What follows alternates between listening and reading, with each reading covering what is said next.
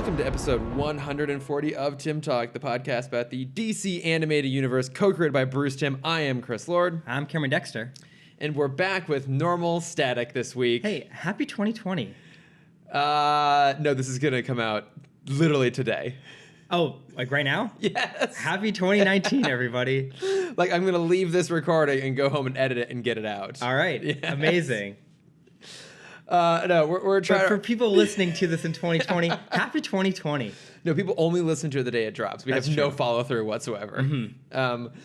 No, because I literally just flew in last night, and so this is why we're getting this out. Very quick turnaround on this one. Yeah. Next episode will come out in happy 2020. But this is coming out on New Year's Eve. Yes. So happy end of 2019. Beginning of 2020. Mm-hmm. May 2020 be better than 2019. Yeah. Happy Kwanzaa for those still in the celebration spirit. I think it's the only one still going on now. Hanukkah ended yesterday. I honestly don't know. I have completely shut myself off from the outside world for the last about 5 days. That's true. It's been you've been in Hawaii. I've been in Hawaii. I've been actively ignoring people as they call and message me, which is probably a dick move on my part, but I didn't care. I just wanted to do nothing but sit on the beach and read. Mm-hmm. And I did, and it was nice. Great. Yeah. I got tan-ish. I kind of see it. Too, yeah. I just didn't wear sunscreen one day, and somehow I didn't get burned. Great. Despite this Irish skin. This pale complexion. Very pale complexion. That I call Chris. No, it's been very relaxing. But yeah, we're back. We're talking Static Shock this week. Yes, we are. We are. But first, some news. So something that I figured you would want to talk about, because it has to do with Disneyland. It does. They announced that the Avengers campus is opening at Disneyland in summer of 2020. I know. I'm so excited. So this is phase one. I want to preface this because Disney has repeatedly beat us over the head with these multi-phase releases because they just want to get something out as soon as possible to like recur the profits. Is that the right word?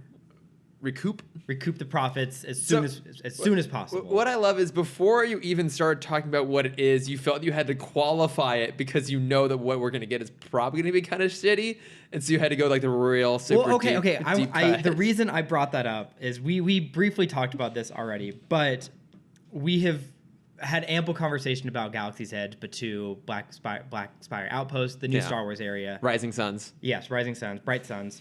I can't even get it right. It's rising moons for night, bright suns for day. Don't care. I know. No one does. I just want to know where the bathroom is. Stop telling me the moon is rising.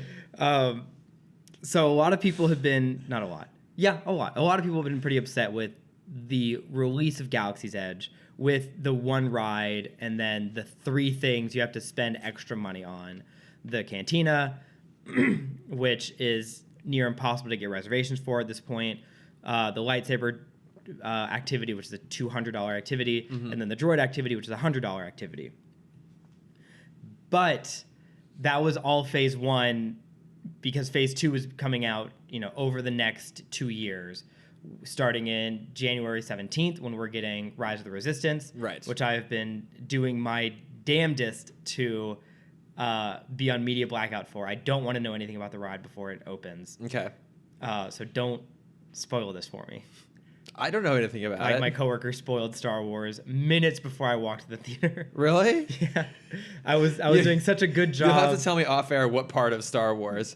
Well, just that it was bad. Oh, okay. Yeah. Because I was doing such a good job, like not watching any interviews, not reading any reviews, and literally as I was signing off from work, she's like, "Enjoy Star Wars. I heard it's not good." And I'm like, "Alex, I'd been doing so well, going in with a clean slate." I mean, she was right. She was incredibly right.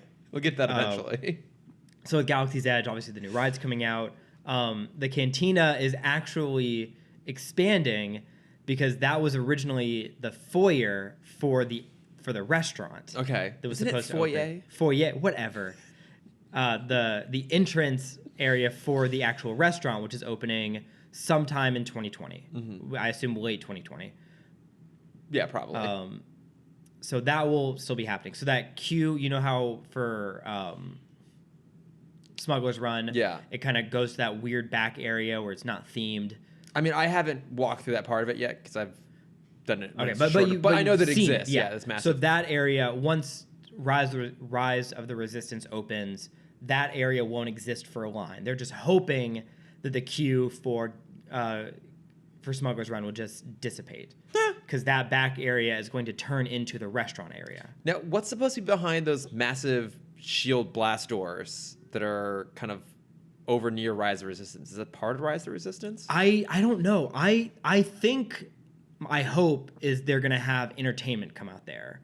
Okay. So we're going to have new aliens come out, new kind of residents of Batuu. They're going to have that weird like spider droid from Jabba's palace with like the brain and the bowl in the bottom walk out and talk to children. Mm-hmm. Mm-hmm. Yeah, so we're going to have stuff like that.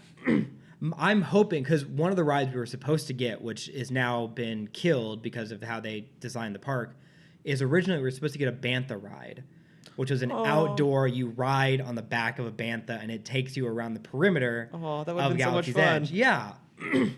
So I'm hoping they might change that, and you can still like have a giant creature come out where you can kind of line up and get on its back and then take a photo. And then get off, and it'll make some animal noise. Right, and it'll take forever to get through. Yeah. Okay, so we know we're getting rollout of more Star Wars. Yes. So then what is happening with the Avengers campus? Because they're opening, each park is getting one, right? So why don't we just stick to Disneyland lest we be here for several hours? Yeah, and I only read the Disney release. Yeah, because Disneyland, it's getting a Spider-Man ride, which is supposed to be kind of in the same vein as the Toy Story Carnival ride in California Adventures, right? Right. It's going to be a virtual shooting game ride. Shooting webs. Yeah. Worth clarifying. Yes, please. Thank you.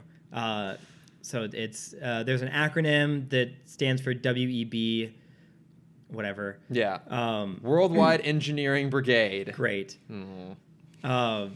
So yeah, we're getting a Spider-Man ride, and we're getting a restaurant, a theater area. The restaurant is Pym themed. Yeah, Ant-Man. is Ant-Man themed. The show area, I think, is coming out on launch. It might be part of Phase 2.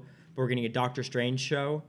Okay, yeah. So interesting. I guess it'll be nice. It'll be like an interesting throwback to have like a magic show back in the park, like they had in the early '60s. Sure.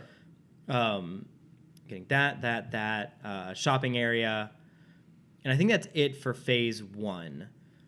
So Phase 1, we're just getting the Spider-Man ride. Phase 2, which will be coming out sometime in 2022 or 2023, we'll be getting the second ride in the same way they separated Star Wars. We're getting a, and I assume it has to be virtual because that space isn't big.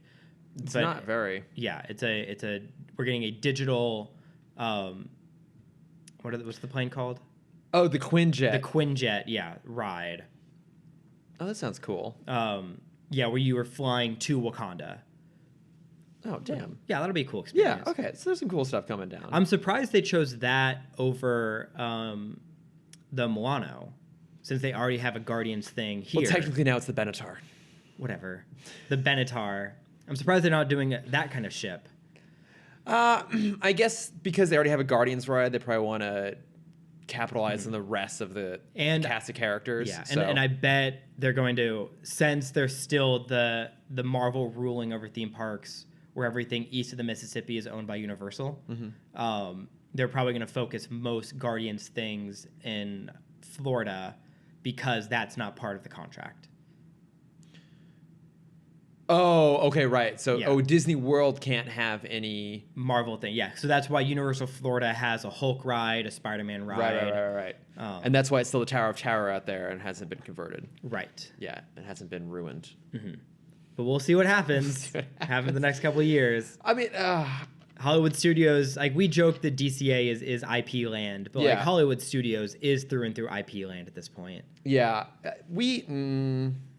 at some point, we should do a dedicated episode just on the future of Disney. I would love to. Yeah. I have a lot of thoughts. I know. I kind of want to get them all out of the way in one episode. Nope. To spare us other places. But I'm excited about this. I'm also very cynical about it. Yeah, the past few launches, like once everything is open, the areas are cool.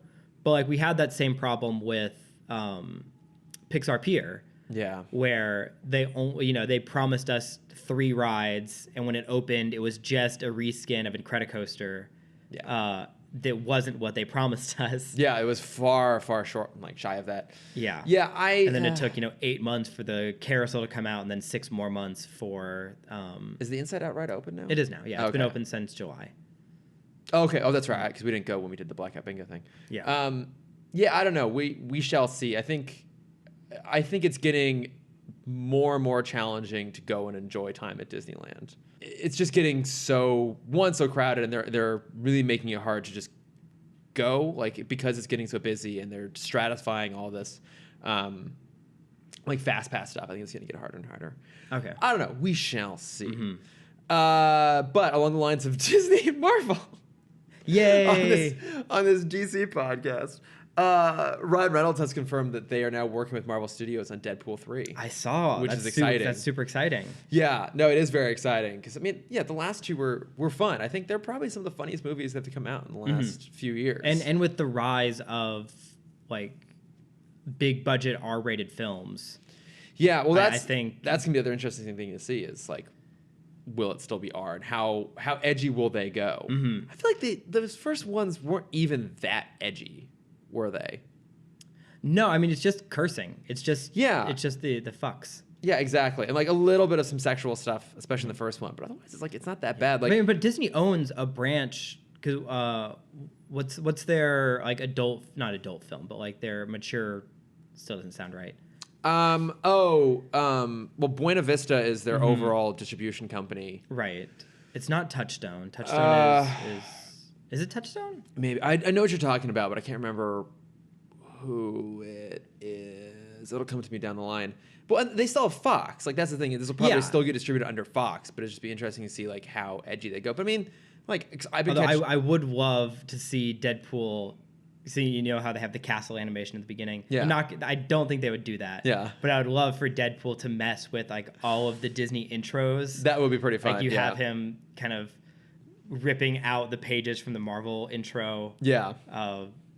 It's like sticking, his butt on all of them. I don't know. What would Ryan Reynolds do? I don't know. I think he would replace the lamp, and he would just hop along the screen and jump. Oh, that's totally going to be the intro. Is there's going to be a goon sitting there, and he's going to set up the other letters, and he's going to go, and he's going to, like, curb stomp them.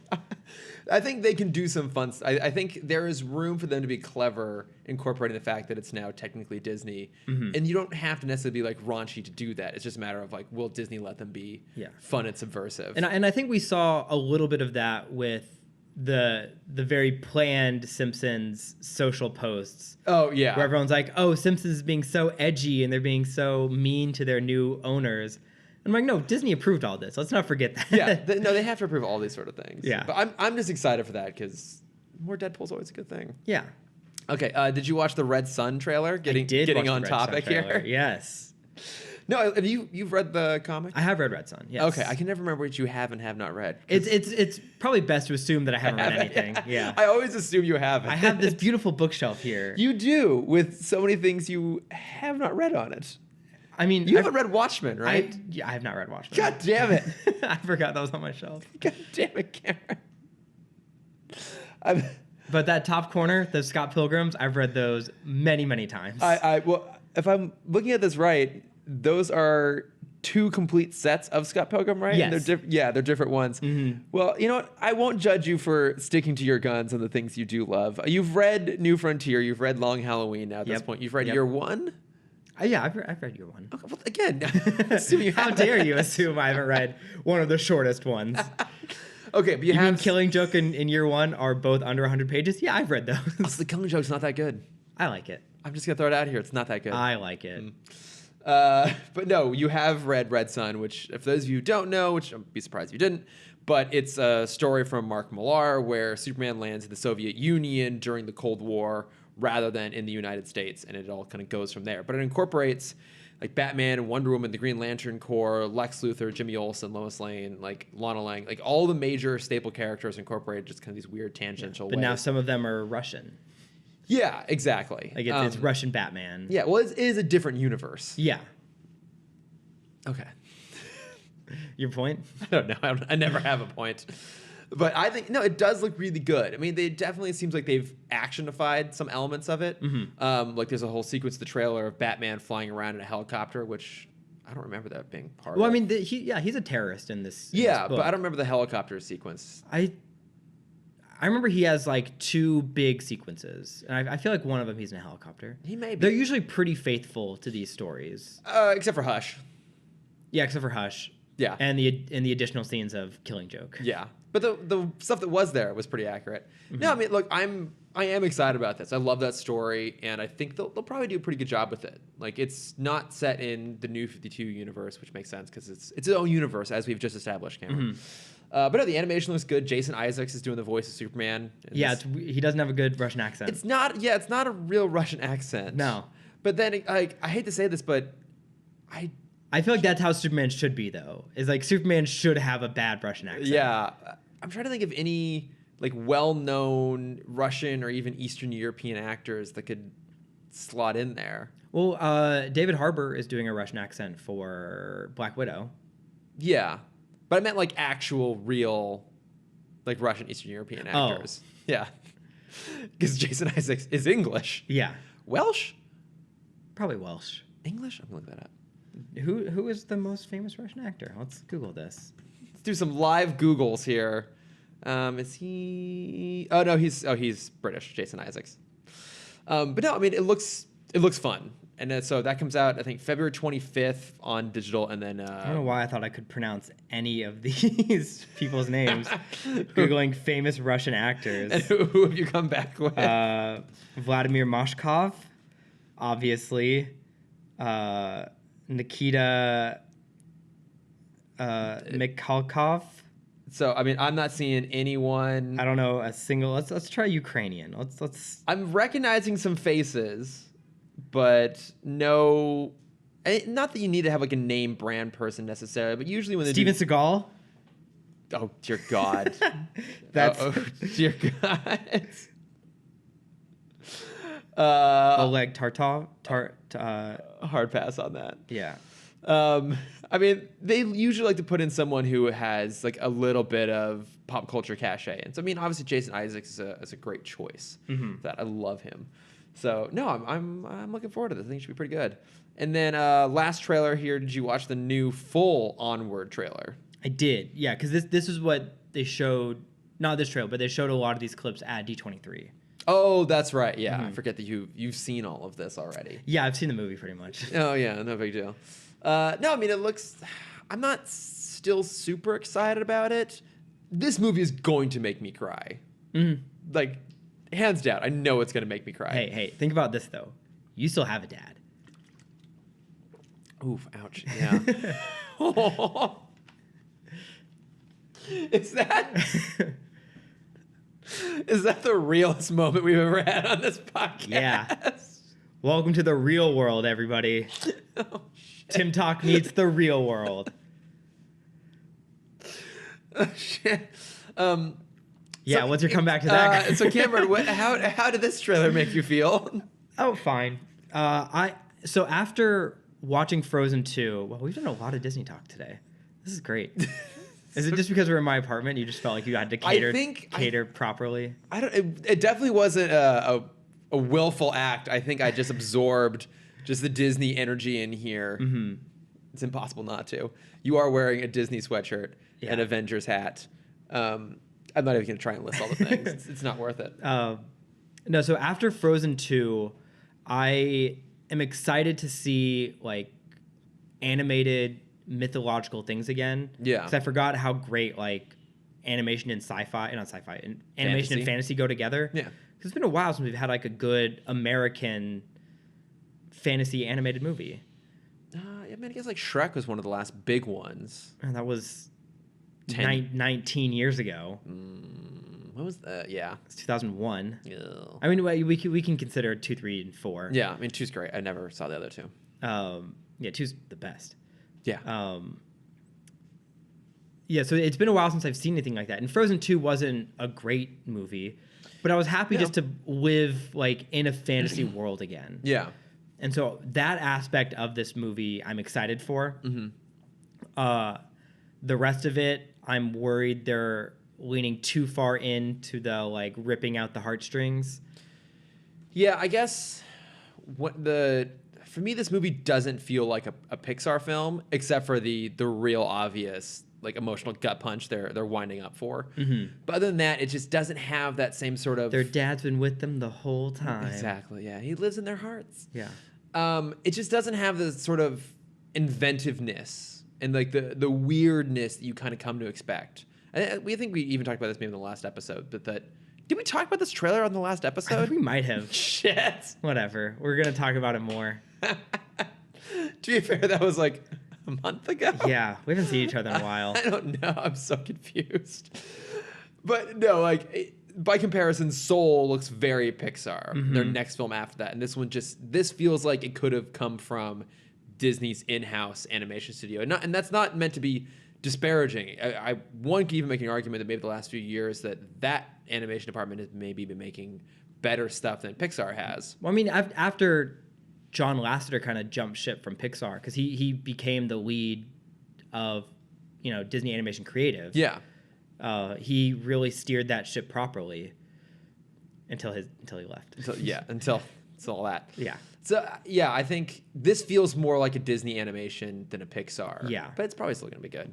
Yeah, and in that, like I said before, that world is what I'm like. The idea of a modern Middle Earth, I think, is what I'm most excited to see. I think it'll be playful. I think there'll be a lot of fun. There's even some fun jokes already in the trailer, so I think we'll see a lot of fun stuff after the movie itself. So I don't know. Yeah, who knows? Who knows? It's always Christmas Eve on I was about to say the Empire podcast because that's their. Fuck you. That's their motto. Fuck you. Check that bingo box. All right, shall we move on to Static Shock now? Let's talk about some Static. All right, so the first episode we're talking about this week is Junior. Yes, yeah. I was really excited to get to this episode. Yeah, so it's the introduction, and if it's... Don't tell me if we see him again. I like to be surprised by these things. Okay. It's the introduction of Edwin Alva Jr. You think he's going to get out of his carbonate freeze? I mean, he might.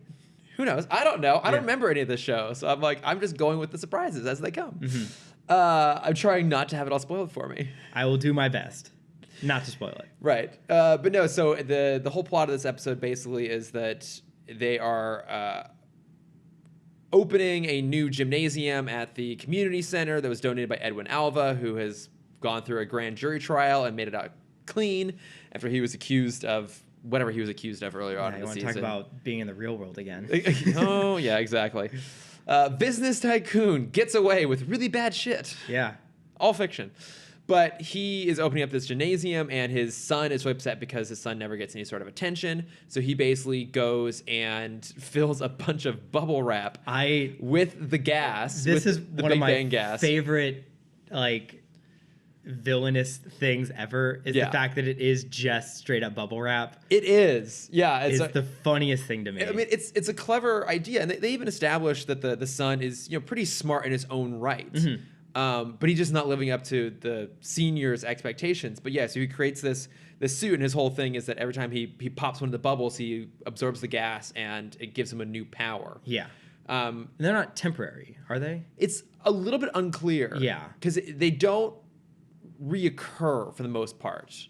He just kind of pops one and absorbs that power, and then usually that power doesn't come back around. So I guess we can assume that maybe to some degree it's temporary. Mm-hmm. But I mean, it's a cool idea to take out of this. And so he goes by the name of Nefarious. Nefarious. Which threw me off. I thought his name was just Nefarious because he goes, I'm Nefarious. And I guess I just combined those two phrases right there. And I thought he kept saying, I'm Nefarious. It means takes many forms. I'm like, no, doesn't it just mean evil? Yeah, he's like a little trickster.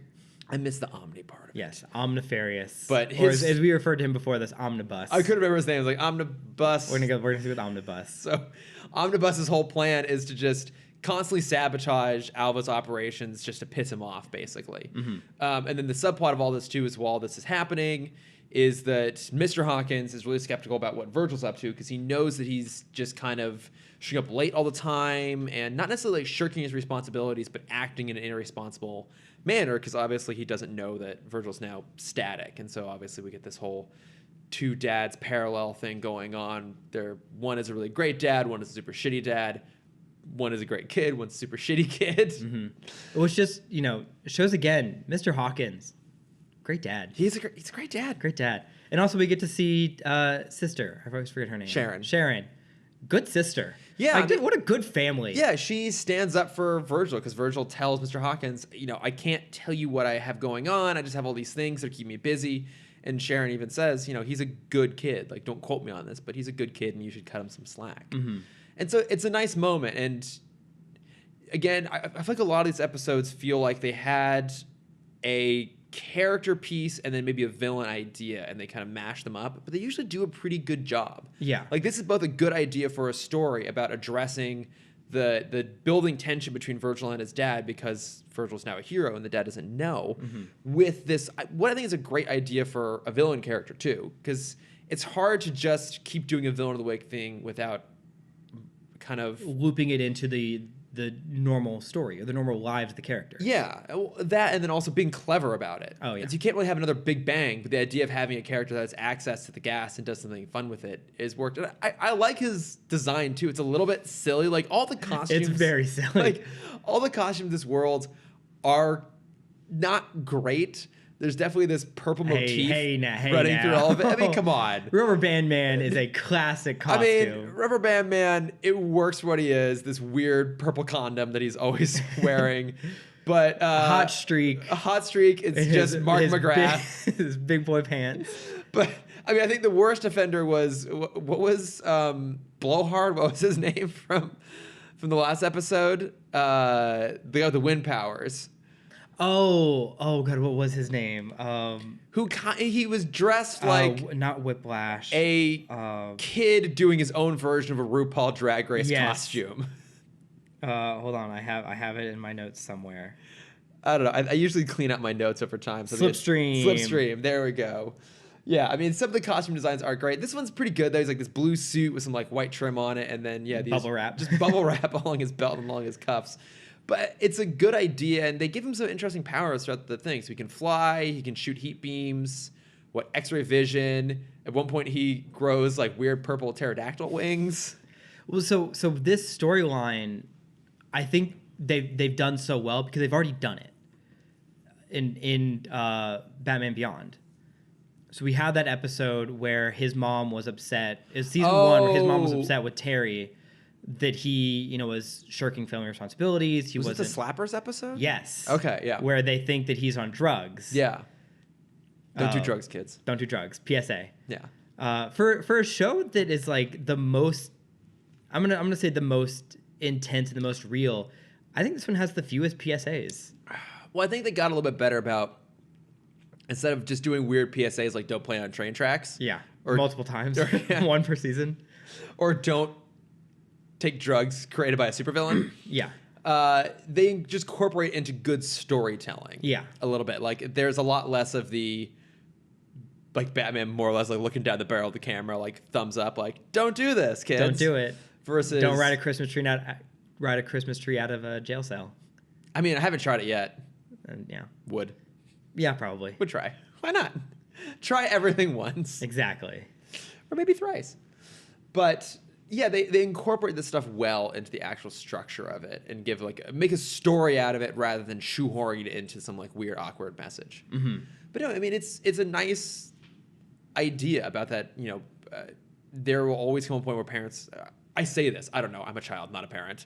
Where like I assume parents have to deal with like their kids growing up and having to be their own person, and sometimes that comes off as being irresponsible, but you have to trust them on some level. Oh yeah, I talk with my mom about that constantly. Where like we had a conversation a few weeks ago about my life trajectory as it landed versus what she had planned for me. Mm-hmm. And her response was like, well, as a parent, you just can't. Like it's irresponsible if you have a plan for your child already, because then you're going to try and force them down that, which they may not like, and then it'll kind of explode in your face at some point down the line. Yeah. But her idea was like when you're in middle school, that is, her words were, when you're an average student like I was. Yeah, she said average a little too often to make me comfortable in this conversation. Cindy. But her idea was like if you have like an average kid, that's the scariest territory, because when you have like the I also went to a very, very small school. Mm-hmm. My middle school was 24 people in my class. Yeah. When you have like the smart, good kids, they kind of stick to themselves. And they don't really branch out, try and bring people up with them. Mm-hmm. But normally when you have the bad kids, they're the ones that reach up to pull you down.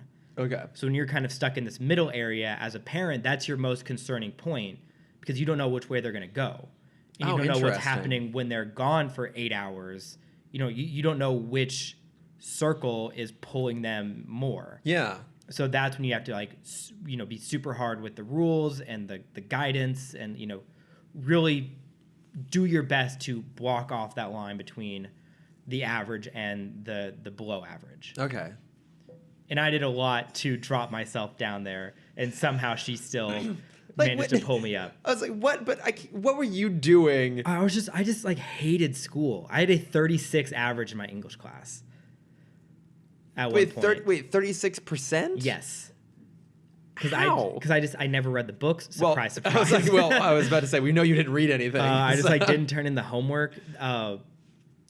It basically ended. I think subconsciously I knew what school kind of goes along with like don't plan out your kid's future. Yeah. There's a school my mom wanted me to go to, which I ended up getting into somehow with my horrible grades. And there's a school that I wanted to go to where all my friends were going. Okay. And so I knew that school had a lower bar. So I just had to do well enough to not fail my school, which I was definitely doing. Yeah. And make it into that school and not worry about the school that I did end up going into. But you still got into the good school. I did, because I'm a goddamn good writer. And I sucked up to the counselors. It was like you had to take there's a special test you have to take to get into private high schools in Texas. And at the end, there's an essay portion. Mm-hmm. And the guidance counselors read that just to kind of get an idea of who you are. And my essay was, where would you like to travel? Mm-hmm. And I said, Australia. And I said New Zealand. Okay. Because of the rocket power movie that came out back in 1999. One of our guidance counselors was a Kiwi. He was from New Zealand, and he loved my essay so much that he stuck his neck out for me and got me into the school, got me into Jesuit. What I love about this is I was... As you were talking, I was preparing jokes, but you somehow, your reality is more ridiculous than the jokes that I was going to make. I thought you were going to write an essay about something having to do with Pokemon, and about how you have to like catch them all in terms of all the subjects, and you have to like work and nurture each one of them. Please. I was like going to go down that route, and then you had to throw in rocket power. Yeah, that was a great movie. I don't know how I'm still surprised when you out-parody yourself. Yeah. I wrote an essay about why rocket power was great, and it encouraged me to go to New Zealand. And that got me into a private high school. Have you gone to New Zealand yet? No. Oh. I want to go. I know. You got to go. I'm gonna. Yeah. What was the rocket power catchphrase? Woogity, woogity, woogity, woogity. There we go, yeah. Do that. Mm-hmm. Or as the great Hawaiians used to always say from Tito. You don't remember Tito? Did you watch Rocket Power? I know. I watched Rocket Power. I know Tito, and I know he always did the Great Hawaiians. I was waiting for you to say whatever message he had. No, that was. He'd always start. You know, he'd give his great words of wisdom. Yeah. Because it's the Great Hawaiians used to always say, and then some parable. Okay. Insert Hawaiian parable here. You haven't remembered any of the Hawaiian parables from Rocket Power? I don't. Cameron, give me a minute. Cameron, you embarrass yourself on this podcast.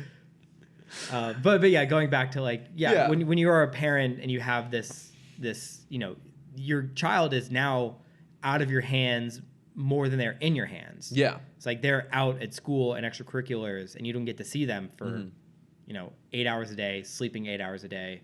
That doesn't leave a lot of social time for you. Right. Crime fighting 3 to 4 hours a day now too. Mm-hmm.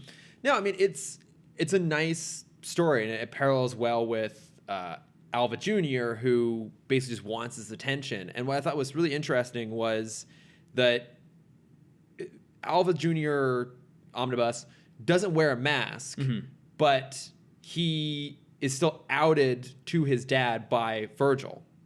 Because at one point, Omnibus uses one of his little popper thingies and can now see X-ray vision. So he looks through Static's mask, which it took me a second to realize they had actually like vaguely animated that, the same way of like in World's Finest when Superman looks through Batman's mask and it's like the mask is kind of translucent over his face. That works because it's covering up most of his face. Yeah. With this, I'm like, it took me a second to realize they had actually done anything because so little of the mask actually covers his face. Well, I mean, that's the joke from the Green Lantern movie, right? Where Blake Lively's like, you don't think I'd recognize you because I can't see your cheekbones? Yeah. Well, I mean, you can't miss those cheekbones. Yeah.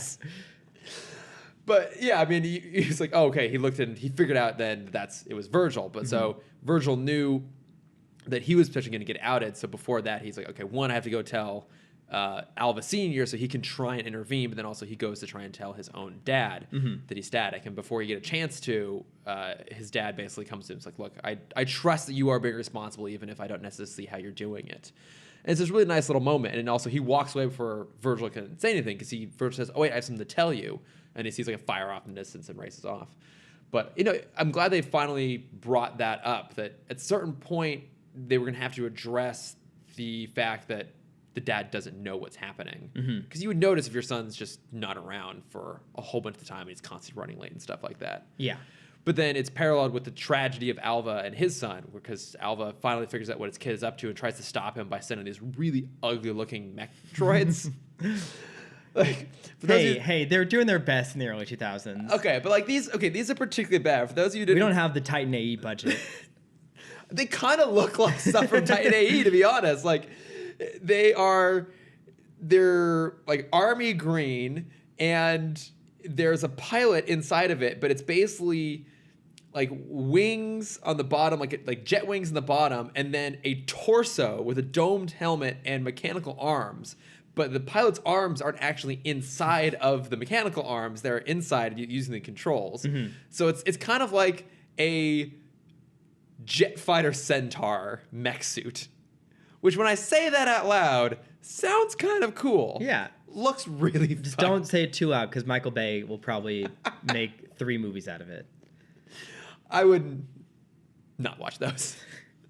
But they look really dumb. But in trying to stop Omnibus, he basically the kid like pops all of them and he goes this really bizarre transformation where he turns like all these weird kind of squid monster things. Like this happened in one of the other Static episodes too.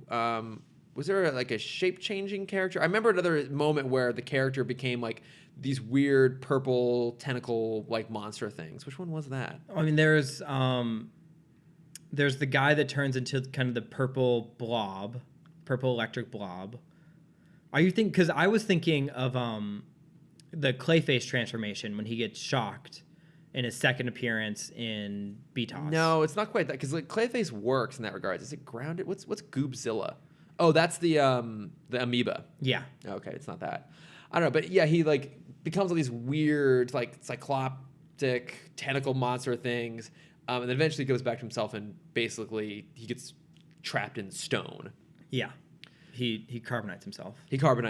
Yeah, and it's Virgil realizing that he figured that a dad could intervene to try and help, and he's like, oh, I guess not everyone has it as nice as I do, and flies off. But yeah, it's a nice moment. It's touching. Did you have that like what was your trust point with your parents through like high school, college? Did they have like a system set up where you had to like when you came home, you had to like go and because for me it was like once I got my car, whenever I came home late, I would have to go in. I'd have to go and like physically tell my mom goodnight for her to test my breath for alcohol. Which, yeah, in hindsight is hilarious. I love how she thought you were this crazy rebel. Yeah. I mean, I told the story how she tried to sell me weed. That's right. She tried to be my own dealer.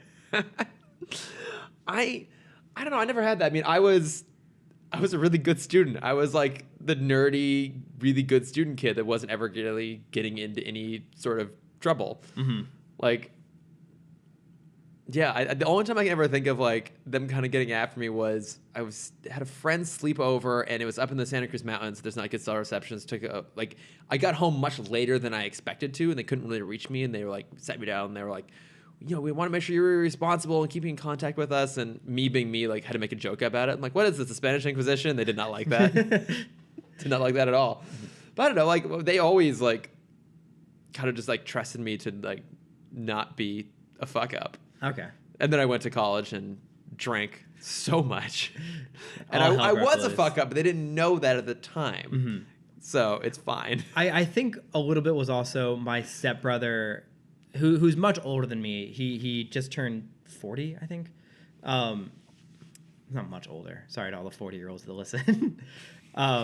He's an older stepbrother. I mean, he's like 15 years older than you. Yeah. Where he, as I was turning 16 and getting my car, he told them the story when he was a senior in high school.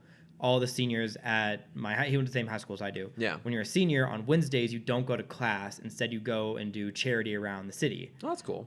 For the entire year. Yeah. So you only have 4-day-a-week stuff. And so when he was in high school, he convinced my stepdad that he was going to meet up with his friend because his friend lived closer to their service site. Mm-hmm. But in actuality, what he told them much later was they'd all rent a hotel room, get blackout drunk with the girls from our sister school. We went to an all-guys school. Nice. Yeah, and he'd throw this huge rager every Tuesday night. God damn it. And that's, as I'm turning 16, my parents learned this story, and like, you were never gonna do that. I'm like, how? I have 3 friends. We don't have the capacity for that. How are we going to fit all these people and our gaming systems in this hotel room? Right. You have to like try and like reach behind the console, the TV to try and hook up the 3 wires. Yeah. The internet's only good for like 4 computers max. What kind of LAN party do you think we can throw at this place? Wait, so then what do your parents try to do to curb any potential rebellious behavior during your senior year when you went to go do community service work? Oh, they knew. My service work was with the theater troupe. I'm using air quotes as my service. Because we wrote a skit to teach kids not to bully each other. Okay. And we'd go and perform it at elementary schools around the Dallas Metroplex. It's adorable. It was great. It was great until the awkward ones where they would send us to an elderly home. Mm-hmm. And we'd have to perform the same skit written for, like, first graders. And I'm like, why? This is so belittling. Yeah, why? Like, were you trying to dissuade elderly people from bullying each other? Sorry, it was half about bullying, half about like talking about emotions and making that okay. And I guess there was a problem at the time with elderly people not talking about how they're feeling because their whole family has abandoned them in this tiny dorm room. But that's also a generational thing. Yeah, like every generation that precedes us talks about their emotions, even like slightly more than the one that preceded them. Yeah. So, yeah, that would have been, what, like the greatest generation, I think, would have been about the age group that you would have been talking to? Yeah. Yeah. Mm-hmm. They didn't talk about their emotions. Oh, never. No. We're not going to persuade them. No, they all lived through World War II and then just didn't talk about it again. Exactly. With no trauma whatsoever. Well, it's the John Mulaney quote. He's like, I don't talk about my emotion. I keep it all inside and then I die. Yes, exactly. Repress it. Yeah. Where was I going? Oh, no. So after my senior year, what it turned into was my mom realizing that I'm the most boring child there was in Dallas. Yeah. And she would get mad at me because I would come home later and later because of cheer and theater. Yeah. The 2 most dangerous of subjects. And at that point, she would already be asleep. And so I'd wake her up to tell her that I'm home. Yeah. And at that point, she's like, just stop waking me up. Just like, I get it. You're home. Just go to bed. Just go to bed. I don't care anymore. And I'm like, great. And that's when you started having ragers. Yeah. And that's when I found cocaine. Exactly. That's why you have so much energy all the time. Yeah. That's how you pull all those all-nighters. All right. Do you have anything else to say on Junior? What power would you want in a in bubble wrap form? In bubble wrap form, yes. Flight. Yeah, probably. It's the go-to. Like, what are the 2 cliches, like flight and invisibility? Mm-hmm. Which I think is dumb. I'd always go teleportation.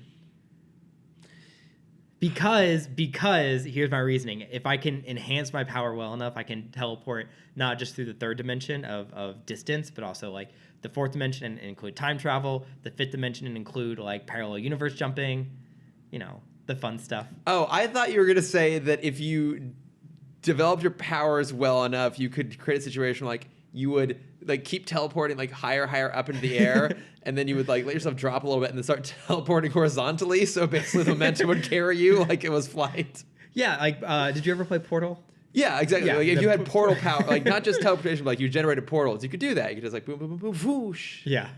That would be a pretty fun power to have. That actually would be pretty fun. Is the power of portals. How do you slow down? You don't. Great. Oh, you do the you have two portals parallel to each other, so you continuously go up, and then you kind of lose the momentum because of gravity. Okay. As you can see from my hand movements. Yeah. Brilliant. All right, should we move on to replay here? Let's talk about replay. Okay. So I had this episode confused with another episode. Which one? We're gonna have one later with a speedster. Who is there's a similar scene where he's kind of like walking out of a bunch of stores simultaneously. Oh, because he's going so fast that he can hit all of them. Yeah. Because what this is this kid Johnny Morrow who had a show. What is it? Johnny on the Spot. Yeah. He had a TV show as a kid, and then basically the network canceled his show. And at some point, he developed the ability to duplicate himself. And so now he's like on a crime spree, basically, when we first meet him. He meets up with Static at the mall, and they get into a tussle. And as a result, Johnny's able to duplicate a version of Static, which then he controls to go around and commit crimes. Now, well, fun fact number one, the voice of Johnny Morrow. Oh, yeah, I forgot to look it up. Who is it? Neil Patrick Harris. Amazing. Oh, yes. Talk about child stars. Which is really brilliant because this is before he really had his career resurgence. One, that's a fun thing. But two, there was a brief moment early on in the episode when Johnny's like robbing all these stores in the mall. One of the stores he robs is a what? No, I know where you're going with this. He robs a jewelry store, and there's a watch that he's looking at that includes a wireless internet browser. We didn't get that technology until 2014, 2015 with the Apple Watch. Yeah, but that's always been like a watch device has been around since the 60s. Yeah. Even before that. But it was always like a watch communicator or something like that. And I guess that's been so done they had to like push it that much further. But I feel like this came out in 2004? I feel like even wireless internet wasn't that mainstay yet. 2001. Yeah. So 2001, the internet obviously existed at this point.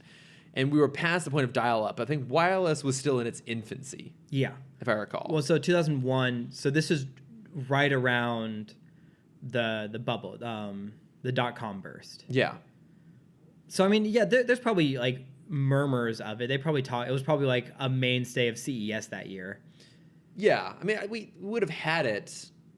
Did we, though? I'm trying to remember when we had wireless at our house. I guess it would have been right around this time, whenever the Apple first put out their... Yeah. And also, cell phones had, like, really shitty internet at this point. Like the Palm Pilot did. Yeah, and it just Palm Pilot in wrist form. Okay, fine. It's not as ridiculous as it seems. I'm trying to figure out when the first Apple Airport came out. Oh, 1999. Okay. There you go. Yeah. We always had, like, the new Apple gadgets growing up, which is pretty cool. Of course you did. Of course we did. Of course. Did you have the colored iMac? We never actually had one of those, like the classic, not like the classic iMac, but like the one from our childhood. We never had one of those, but we did have, we had the Mac Cube. Okay. So we had a couple cool ones. We had the 20th anniversary iMac, or Mac, which was like, it was kind of like a complete vertical screen. It actually makes an appearance in Batman and Robin. Amazing. Yes. It was a really cool looking computer. We had that, so it's like, I mean, it doesn't matter to anyone who's not in this room with us now, but that's what it looked like. So it was kind of this, instead of being like a big box, it was like this thin, kind of vertically mounted thing that had a vertical mounted CD-ROM drive on it. We had one of those. We had one of the Mac Cubes, and then we had, I think it was like one of the first iMacs that had like the base station swivel base. We had a lot of Macs, and then we started getting laptops at a certain point, but we always had Macs. But yeah, we always had airports. Okay, so fine, wireless internet existed. Because I was the opposite. We lived down the street from HP headquarters. Okay. So I remember asking my mom for a MacBook for the first time in like 2007, and it's like I just denounced our family She name. slapped you across the face, but not in this house. Emotionally, yes. No son of mine is gonna have a Mac. Yeah, it was like I just like, I don't know, asked the most heinous question. I can't even think of something in comparison to how like off-put she was from me asking this favor. It's still the most offensive thing you've ever said to her. Yeah, but then of course, like after I got mine, the entire family was like, "Oh, these iPhones are pretty cool," and you know, now our entire family is all Mac at this point. Yeah, it's hard to break off from suckling on that Mac teat. Mm-hmm. I still do it all the time. Yeah, even though I become increasingly frustrated with Mac products, I still do it. Mm-hmm. I mean, even in working in an industry that like you need a PC. God damn it! I will acknowledge one thing because I'm not a PC person at all, but I will acknowledge that Outlook works much better on a PC than on a Mac. I don't use Outlook. Yeah, we have to use Outlook. I hate it. That's disgusting. Yeah, I mean, well, to be fair, it's actually pretty solid on a PC. Mm-hmm. But I whenever there's anything like not working on my computer at work, I'm like, fuck, I don't know how to deal with this. Yeah, I mean, I need to just bite the bullet and build my own Hackintosh. Yeah, you probably should. Mm-hmm. Get on that, Cameron. I know. All right. I will. 2020 goals. There you go. Your New Year's resolution: build yourself a Hackintosh. Yeah. But no. So now Johnny Morrow has this duplicate Statics going around and committing crimes, and so now the whole city turns against him, including Richie, because the evil doppelganger Static like attacks him and like magnetically Static clings him to a billboard. So no one believes him anymore, and then he has to basically go to Richie for help because somehow the duplicate that's generated has the shock. Well, I was gonna call it a shock box. Okay, so it's not a shock box. We learned something very interesting this week, where they are not called shock box (BOX). For some dumb reason, they're known as shock voxes (VOX). Yeah, which I don't get why, because isn't vox is truth, right? Sure. In Latin. That make the website makes more sense then. This is almost as blasphemous as when I. Oh no, sorry. Vox is vox populi is voice of the people. So vox is just voice. All right, that makes sense. Because that's like when I found out in Xenon, Zetus Lepidus. Yeah. You remember that? Yeah.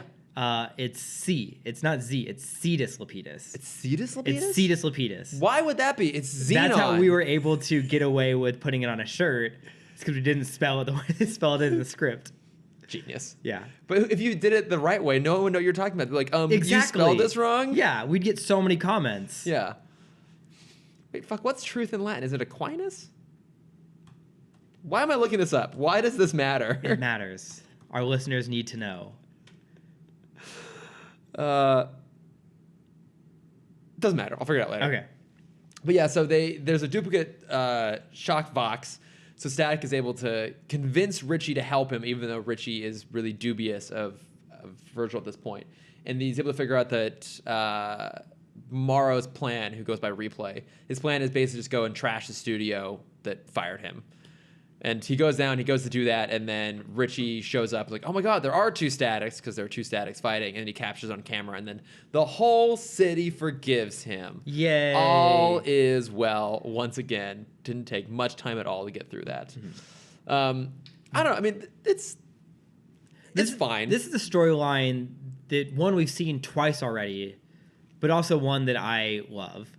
It is fun. It always is fun to see the episode where the whole city turns on the hero for whatever reason. Well, I wasn't even thinking that. I was thinking the doppelganger one. The doppelganger and the washed up child actor. Because we have Baby Doll from BTOS. Baby Doll. With a very similar storyline. Very true. And we have Calendar Girl.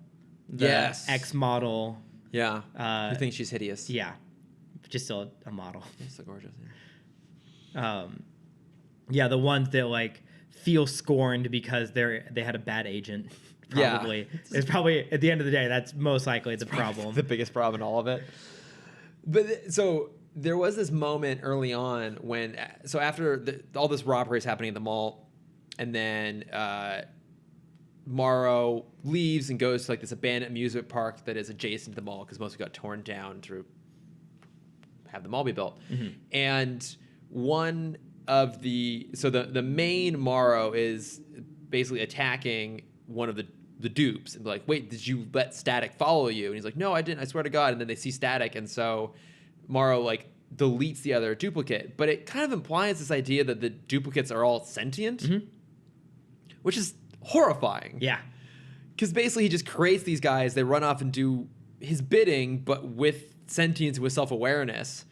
And then he just destroys them. I mean, that's pretty common with most clones. Yeah, but in a kid's show like this, to even acknowledge it has pretty massive implications. Well, because usually when I see clones, I see it as it's the hive mind thing. Yeah, and that's normally what would happen. It's not the case here. Yeah. Sometimes, what are the other great clone episodes? Jimmy Neutron has a great clone episode. Oh, it does. Where he makes an evil Jimmy. Yeah, wasn't there an evil Timmy too at one point in Fairly Odd Parents? There, I feel like all kids' cartoons eventually do an evil doppelganger episode, and they always reference Mirror Mirror from Star Trek and give the evil doppelganger like a goatee.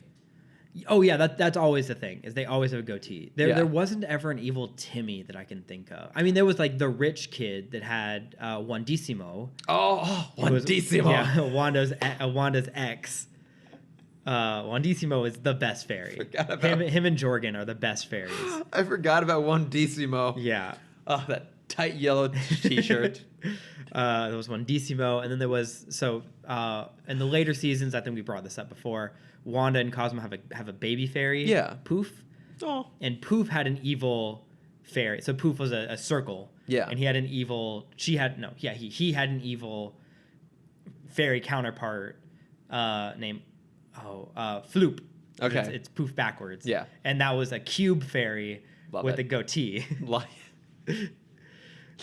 I remember even Sabrina the Teenage Witch had a whole season about that. Do you remember that? Mm-hmm. Yeah, where she's like, it was her sister. Yeah, trying to figure out the puzzle, and it's like every member of the Spellman family has a twin. Yep. Yeah, and then it's like which witch is the good witch, and which witch is the evil witch. Yeah, and she's the one we see is the evil witch. No, she's the good one. Sabrina ultimately ends up being the good one. Yeah, she does a good act, which makes her the good one. But yeah, because I rewatched all of Sabrina fairly recently.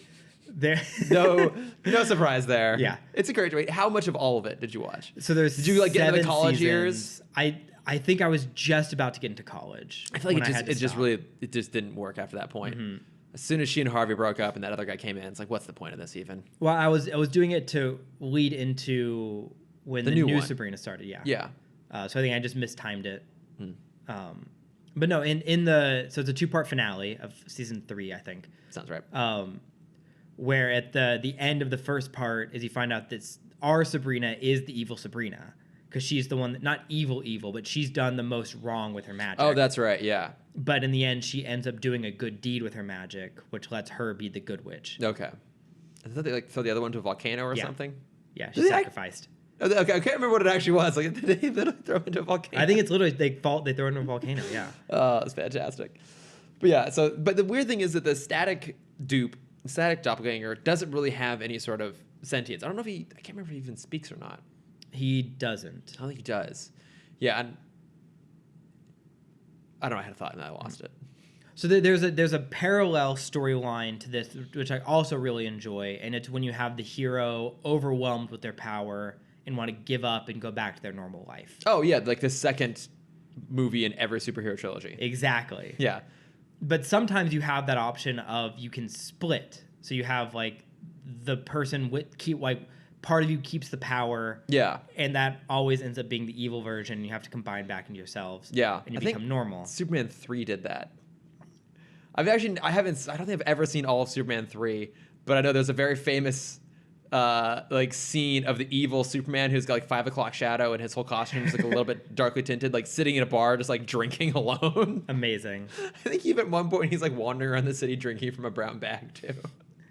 Because my thought was Danny Phantom has a really good episode of that. Oh, where they make the Fentons make the Phantom or the ghost net. Yeah, and it separates. No, it's not a net. It's a dream catcher. Yeah, dream catcher. Yeah, and it separates his ghost side from his human side. Yeah, that's a good episode. Man, Danny Phantom's so good. It's a good show. We should do that show. Danny Phantom. Like the more that I watch Static, the more I realize Butch Hartman, even though they were done almost simultaneously. Yeah, Butch Hartman must have talked, like, must be friends with one of these writers. Probably. Because the storylines are so similar. They are really. That is a great show. It's so good. Vlad Masters is such a great villain. Oh, I think Martin Mull, right, is the voice of Vlad Masters.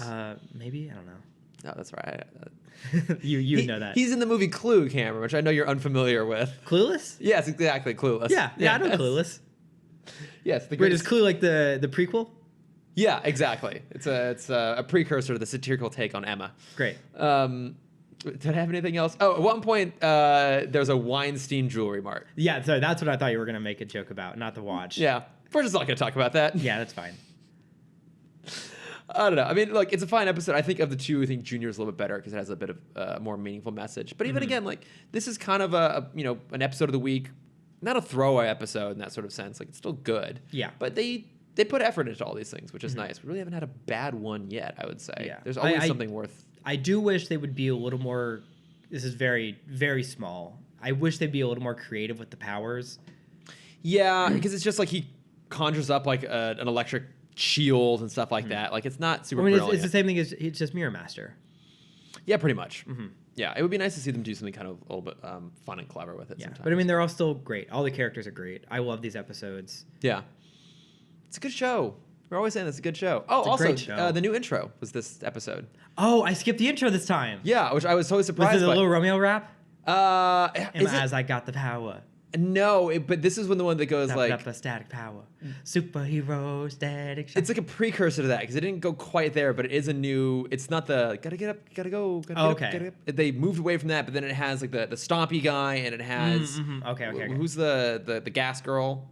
Oh, Puff. Puff. It has her... last week. Yeah, so it had the new characters in there, like some slightly new animated sequences, and I actually had to... I stopped. Well, because this is the last... I think this is the last episode of season 1, isn't it? No, we have one more this season, and I'm pretty sure it is... so Tantrum. I just saw from the preview that it has to do... Is it Stompy Boy, or is it Hot Streak? No, but it involves...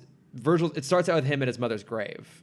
So I don't think this is the time travel one we're always talking about. No, that's much later. It's a little further along. But no, we have one episode left this season. But when I saw that it was the new intro or a newer version of the intro, I thought, wait, did I accidentally play an episode from season 2? And I went back and no, sure shit, it's this one. So yeah, it's a slightly different song, but because Little Romeo also has a cameo, and I think it was the season that he cameos when they did the new intro. Okay, if I recall.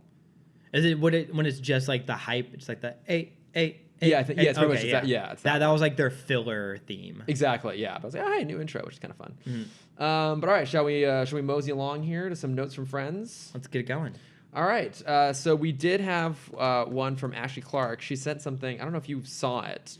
I'll post a link to it in the show notes. But she sent a link to a Tumblr page from this artist, Just Another Wannabe Classic, and she did this really cool, or I guess maybe she posted it from somebody else, but it was on her page. But I'll post these in the show notes. But these really cool modern takes on what the Scooby Gang would look like. Ooh, which I really like those. I'm digging it.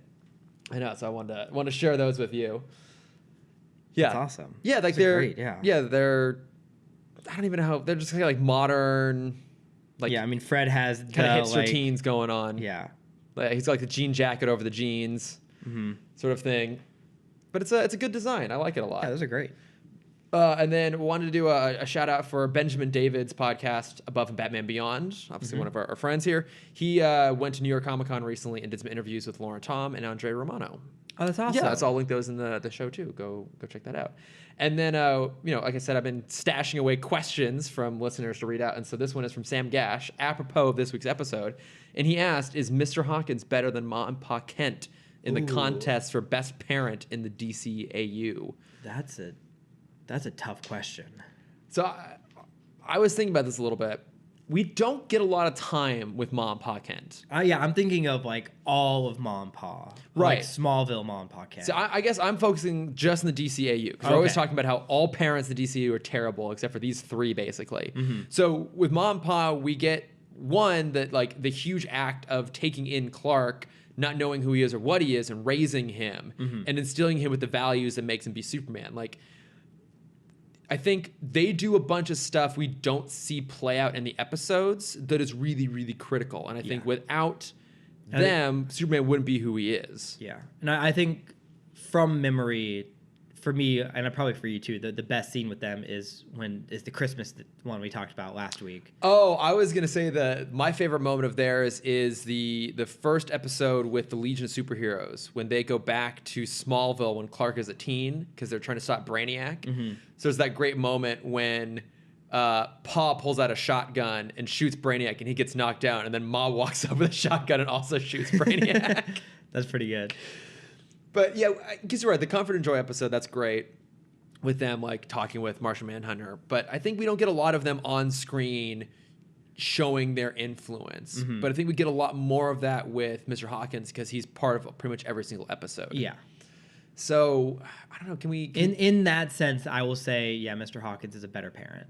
I think we see more of him being a better parent. Yeah, and it's also the time frame of like we only see what their teachings led for Superman. Yeah. And we don't, we get to see like a Black Lightning later, even though they're not the same character. Yeah. But we never get to see like, the end point of Mr. Hawkins' teachings. This is true. And guidance for Virgil. Yeah, we see it more happening actively along the way. And it's also worth acknowledging that. That's why I was comparing it more to Smallville, where it's kind of the similar age groups. Yeah, that's fair.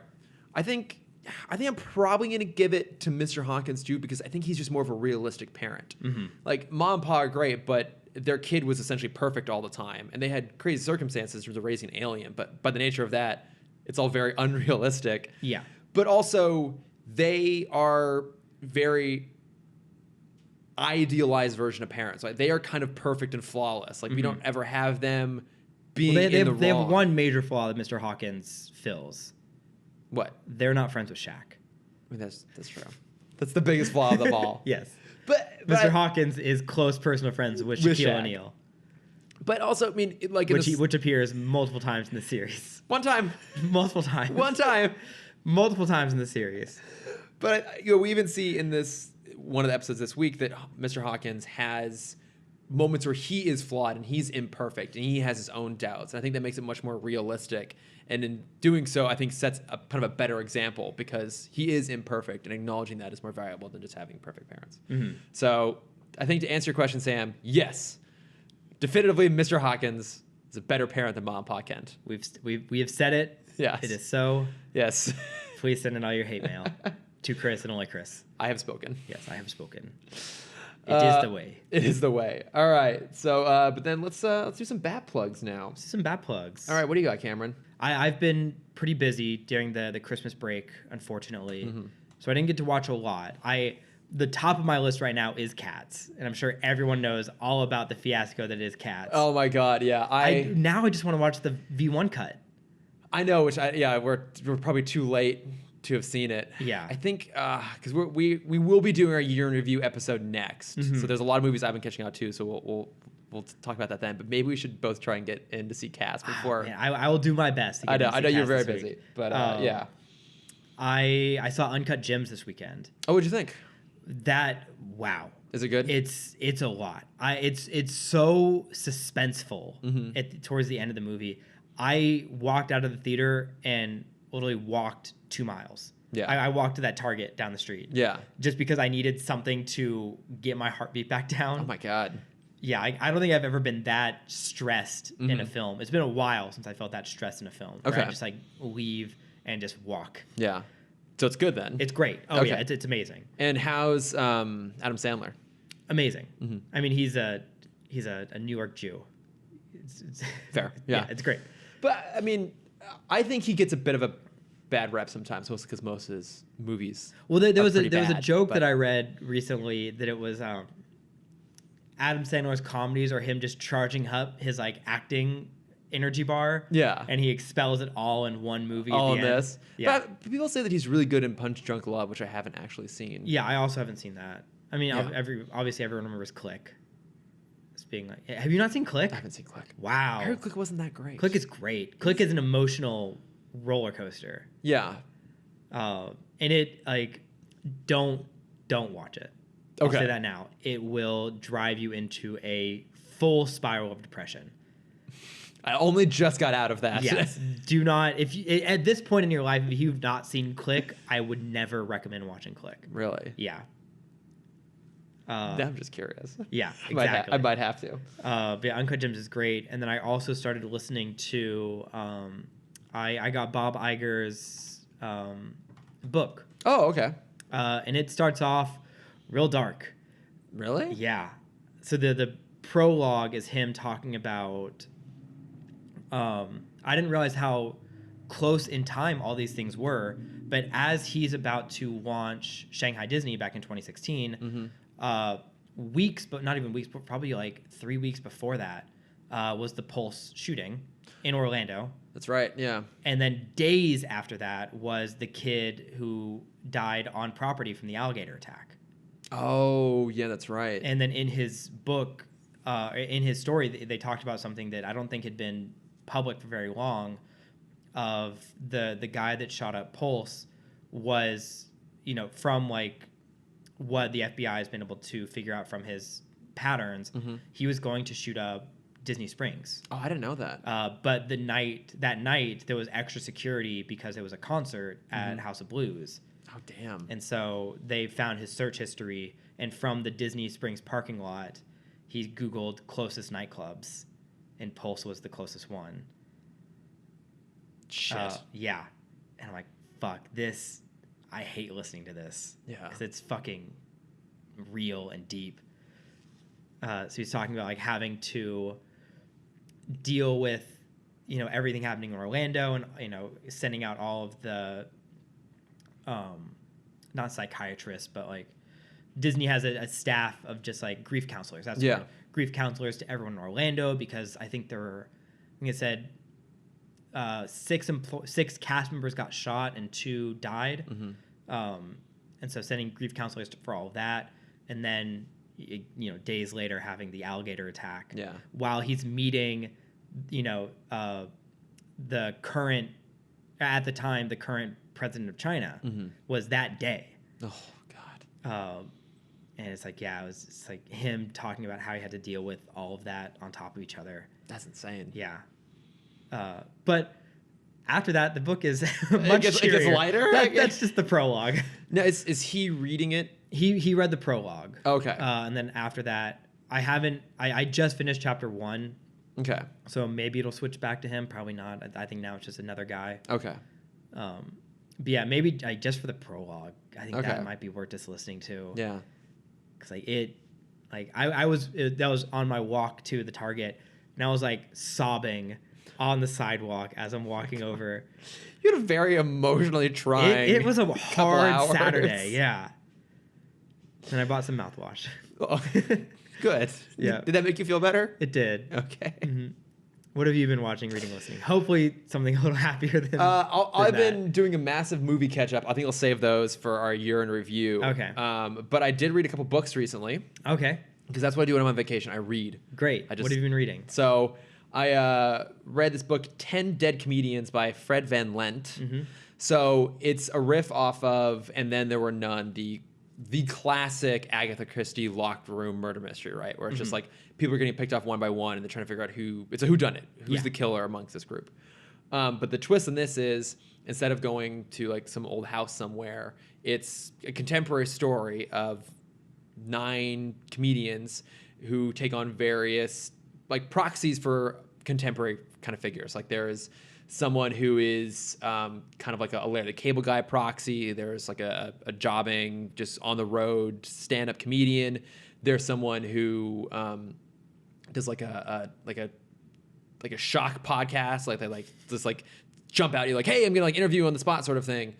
You know, like a Joan Rivers type. So they kind of pick all these different sort of comedy tropes that, you know, kind of vaguely reflect a fairly well-known comedian type.